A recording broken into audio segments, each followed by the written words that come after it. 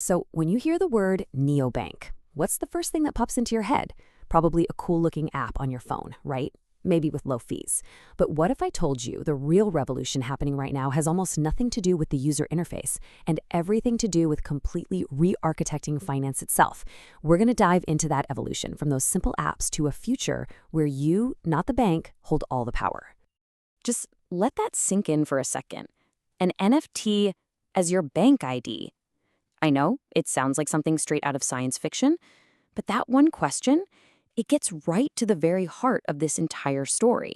We're talking about a massive shift from just trusting an institution with your money to truly owning your financial identity. And make no mistake, this isn't some tiny niche trend we're talking about. The projected market size for neobanking is set to hit over $2 trillion by 2030. When you see a number that big, it tells you one thing loud and clear. This isn't a ripple, it's a full-on tidal wave that's about to reshape the entire industry. But, to really get where we're headed, we gotta look at where we came from. So let's start with Chapter 1, the first generation of neobanks, and the huge profitability problem they all slammed right into. The game plan at the start was simple and honestly pretty aggressive. It was all about offering a fantastic user experience, slashing fees to the bone, and just getting millions and millions of people to sign up. The whole idea was, let's build a massive user base first, and then, we'll figure out how to make money later. And this right here, this was the huge trade-off that every single neobank had to make.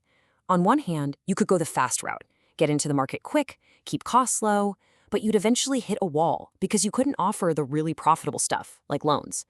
Or you could take the slow, expensive, and difficult path, get a full banking license from day one.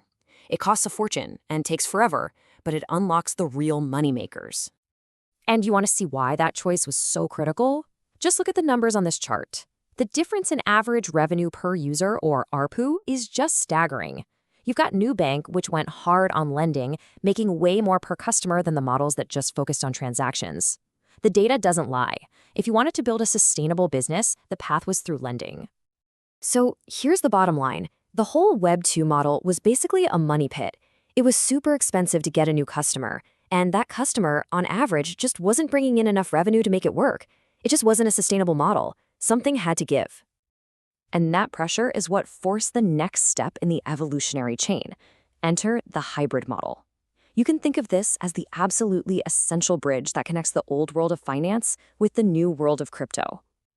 Okay, so what in the world is a hybrid neobank?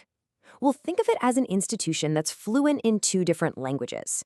It's got one foot planted firmly in traditional finance, regular currency, debit cards, all that stuff, and the other foot in the decentralized world of crypto. And the crucial part is, it's licensed and regulated to operate in both. And this is the secret sauce.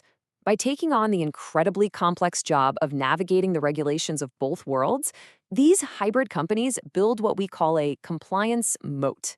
It's a massive competitive advantage because, let's be real, it's incredibly difficult and expensive for anyone else to come along and build that same bridge.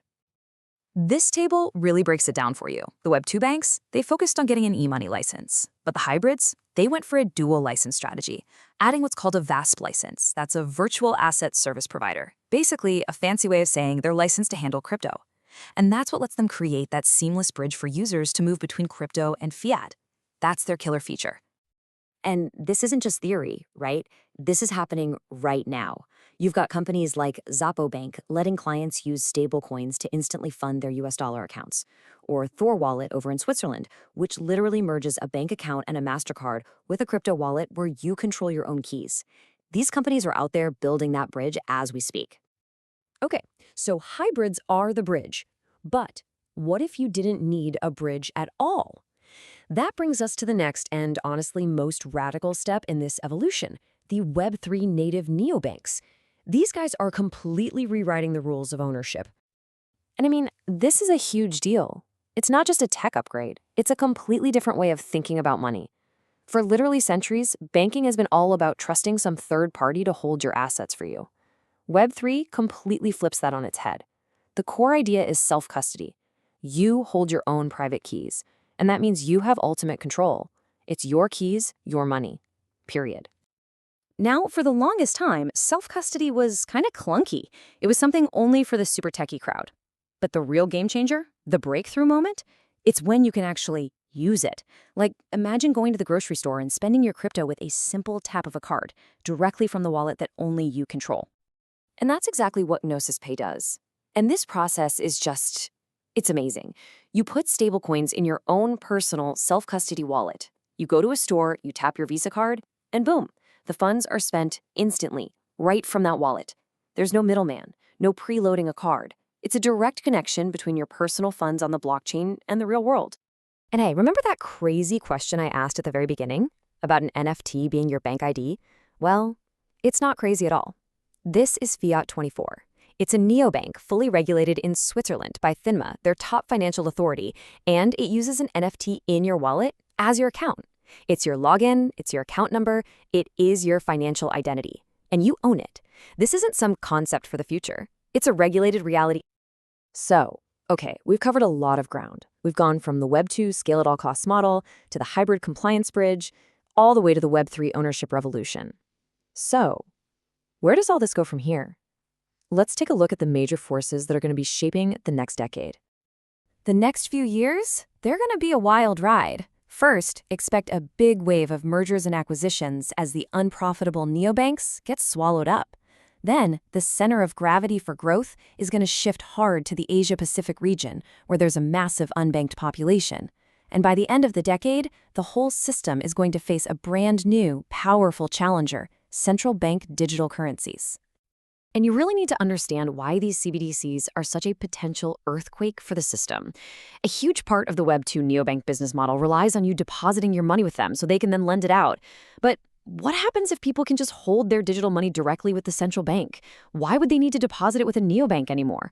It could literally pull the rug out from under their entire business. All right, so let's tie this all together. What are the big takeaways? First, the neobank model is on a clear evolutionary path, from Web2's focus on scale to the hybrid's focus on compliance to Web3's focus on ownership. Second, that compliance mode is the new key advantage for bridging old and new finance. Third, self-custody is no longer a niche idea. It's becoming a practical reality thanks to breakthroughs like Gnosis Pay. And finally, the future is going to be defined by consolidation, the rise of Asia, and the massive challenge of CBDCs. Which brings us to one final, and I think, crucial question. As this entire financial ecosystem gets rebuilt from the ground up, the fundamental choice we all have to make is changing. It's not just about which bank you choose anymore. It's about what you choose to trust, a traditional institution or the power of your own keys.